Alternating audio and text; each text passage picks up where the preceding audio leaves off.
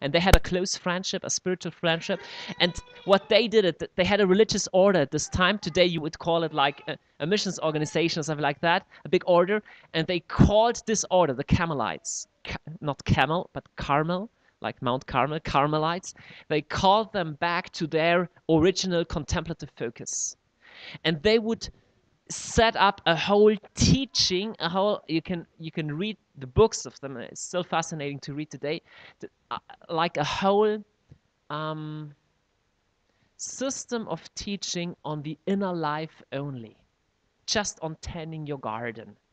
Teresa of Avila wrote a book which is called The Interior Castle, or the castle, how you call it? Yeah, The Interior Castle. And she says that it's a fascinating picture. I just want to show you. It's another metaphor for the same reality like the garden.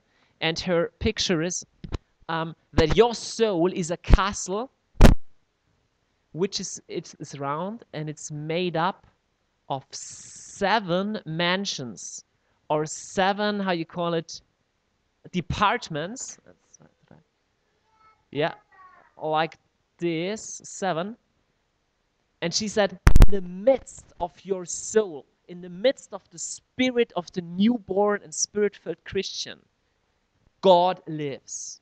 It's a simple but totally fascinating vision for the soul. She said, there is a place inside of you which is incredibly beautiful, incredibly valuable, and this is a place where God himself lives. It's not small. It should be the largest of those rooms. But she says she said, if you're not a Christian, you're not even in contact with this reality. You are somewhere out there.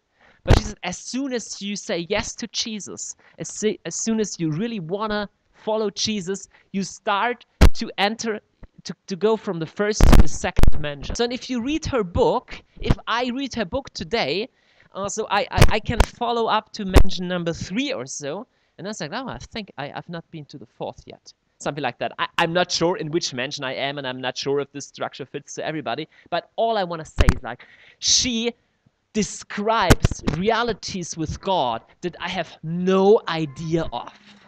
You know what number 7 is, which is the union with Christ, the union with God. And you know what the specific thing of the union of Christ is? She said that in this stage, every primary reaction of your soul is directly connected to God. What does it mean? If I go there and slap you, your primary reaction would be to be angry or slap back or whatever. And if you're a Christian, your secondary or third reaction could be like, okay, I forgive you, I calm down. Right? And the more we walk with Jesus, the more we should be, transformed. And Jesus, like, the end of it is like your soul. Yeah, your spirit is already one with Christ. Spirit, right? If you're reborn, if you're born again. But your soul is not at all. Right? Your feelings, your emotions are not at all. And she said, like, the end is that your soul is totally unified with Christ, so that you slap me, Christ comes out. You bless me, Christ comes out. You praise me, Christ comes out.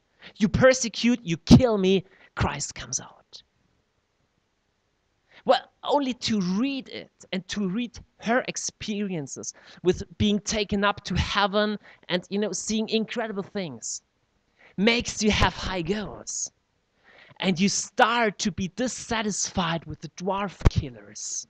Well, not to say like, oh, you're stupid, or we are never to judge anybody, right?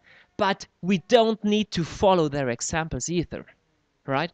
And I try to translate to you what Teresa of Avila writes. Try to.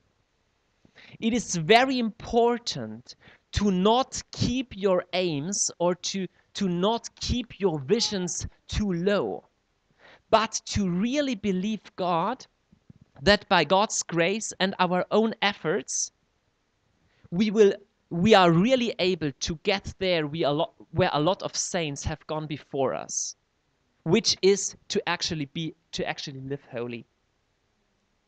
But if they wouldn't if they would not have really desired this stage, they would have never come there, because His Majesty loves bold and courageous souls. Like His Majesty loves bold and courageous souls. And now she said, like, of this kind of souls, I have not known one which would have kept back or remained back in the life of prayer. She said, I have not known one who started with really high goals, who not after some years really would have gone forward. But, she said, but I know many. But I know as well, I know not one soul who is not courage and under the guise of humility, it looks like humility. Oh, I don't want to know. It's not too much.